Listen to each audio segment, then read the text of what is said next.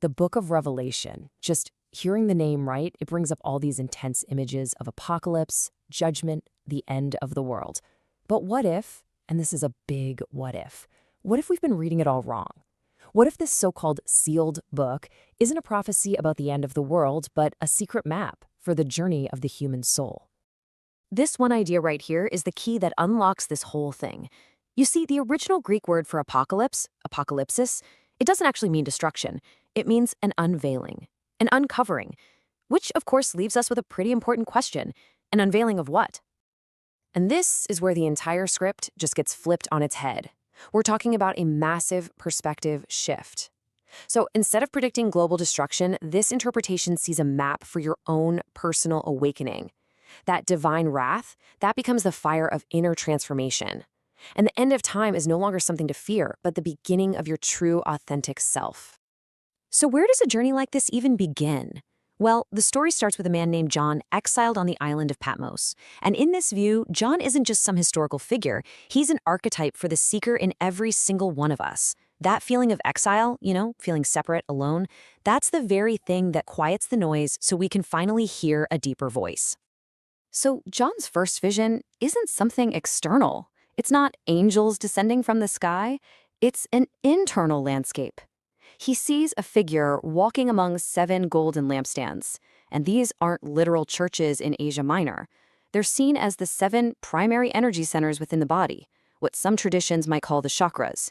Each one is an inner temple, just waiting to hold and radiate divine light. And here's where you see just how deep this symbolic language goes.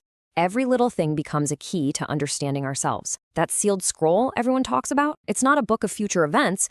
It's the blueprint of your soul's potential, your hidden destiny. And the lamb who opens it, that's the power of unconditional love, the only thing strong enough to unlock who you really are. Even that part where John falls as one dead, that's just the ego taking a necessary vow so a greater inner presence can step forward. Okay, so after that initial wake-up call, the journey moves into a whole new phase, the trials. This is where the inner world really gets mapped out, as the seeker goes through a series of purifications, all coded as messages to 7 churches. Now, the really crucial thing to get here is that each church isn't a place. It's a psychological challenge, a stage of growth we all face. The call to Ephesus, for instance, is about reclaiming your first love, that original passion that set you on your path. The trial of Smyrna is about finding strength when things get tough. The test of Pergamum asks, can you handle knowledge with integrity, or will it puff up your ego? See, this isn't about dogma.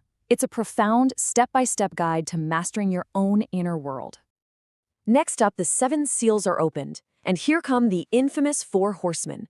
But instead of being agents of global doom, this reading sees them as powerful psychic energies being released from inside you.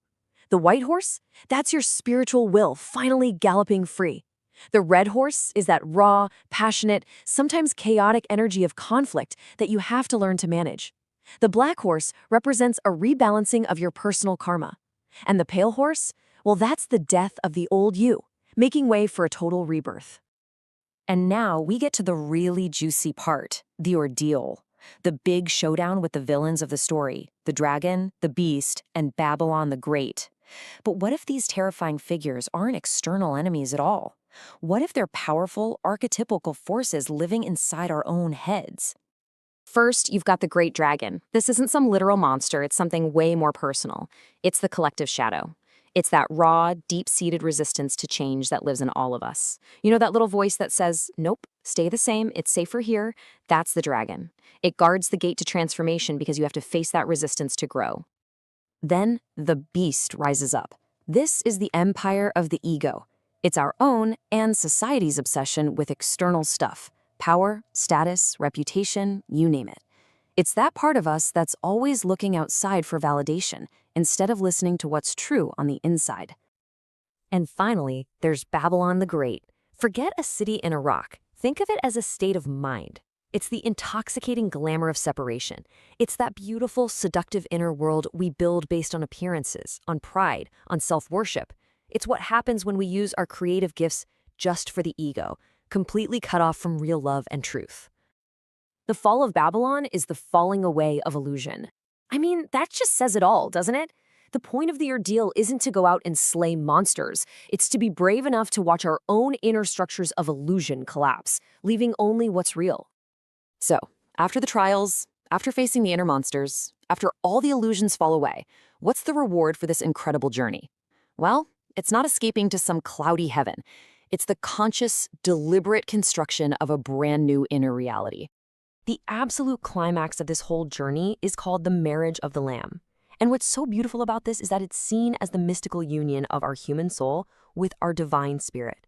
It's the moment the two halves of our being, the seeker and the thing being sought, finally become one.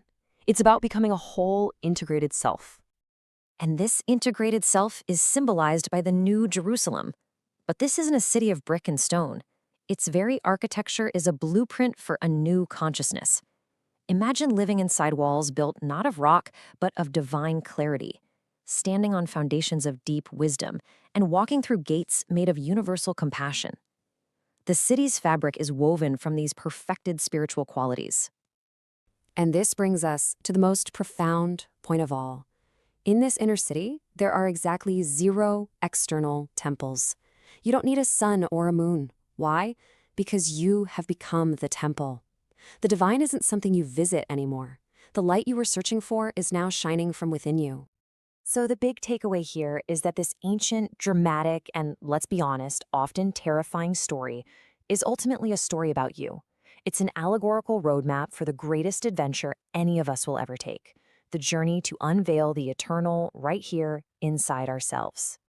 It's not a future prophecy to be afraid of. It's a living, breathing process to be navigated right here and right now.